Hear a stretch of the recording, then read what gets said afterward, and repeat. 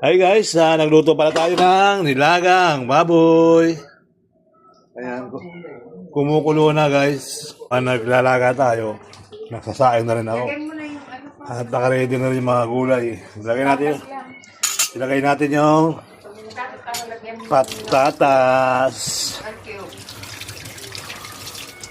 Lagyan natin ng patatas guys. Ayan, so hopefully, tuloy ang buhay, tuloy ang live.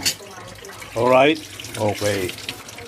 So yan, meron tayong patatas na nilagay. Ngayon, lalagyan natin ng Knorr cubes. 4 cubes pala. Ayan, so yan mga kababayan, napakasarap nilaga natin. Buto-buto na may taba-taba. Hindi kompleto pag walang buto-buto, kung walang taba-taba mga kababayan. So, maglalagay na tayo ng ito na guys, yung 4 cubes. So, yan. So, haluin natin ulit mga guys. Susunod natin sitaw. Pwede na kumain pagkatapos.